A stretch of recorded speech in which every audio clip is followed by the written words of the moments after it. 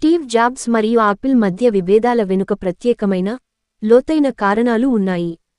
1985లో jobs సంస్థను విడిచిపెట్టే పరిస్థితులకు వచ్చాడు ఎందుకు?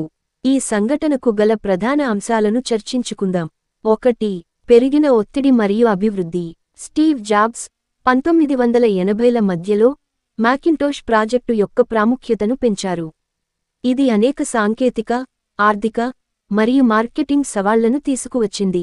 మ్యాకింటోష్ డెవలప్మెంట్ సమయం పెరిగింది. దాని నాణ్యతపై సమస్యలు ఏర్పడ్డాయి. ఇది ప్రాజెక్టు అందుబాటులో ఉండేందుకు అవసరమైన నిధులను కేటాయించింది. 2. జాబ్స్ మరియు జాన్ స్కూల్లీ మధ్య విభేదాలు. జాబ్స్ 1983లో ఆపిల్ సీఈఓగా రాన్ స్కూల్లీని నియమించారు. అయితే, జాబ్స్ మరియు స్కూల్లీ మధ్య అనేక వ్యత్యాసాలు ఏర్పడటానికి కారణమయ్యాయి.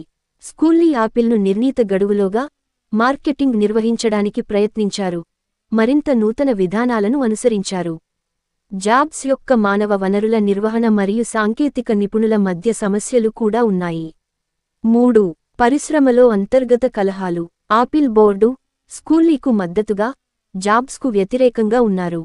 జాబ్స్ ఒక సృజనాత్మక దృష్టితో మార్కెట్పై తనదైన ఆధిపత్యాన్ని నిర్వహించడానికి ప్రయత్నించారు, కానీ బోర్డులోని ఇతర సభ్యులు వాణిజ్య సంబంధిత నిబద్ధతలను ముందుకు తీసుకువచ్చారు. 4. ప్రాజెక్టుల విఫలతపై నిర్వహణ. జాబ్స్ ఆపిల్ 2 మరియు మ్యాకింటోష్ కోసం చాలా నిధులు, సమయం మరియు శక్తిని వెచ్చించారు.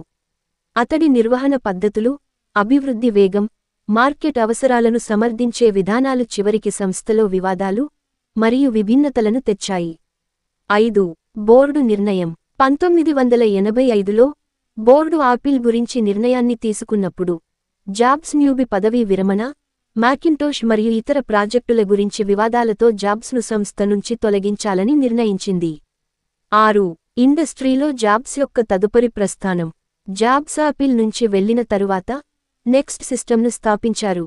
ఇది సాఫ్ట్వేర్ అభివృద్ధి మరియు తదుపరి ఆపరేటింగ్ సిస్టమ్, పిక్సర్ అనిమేషన్ స్టూడియోలను ప్రారంభించాడు.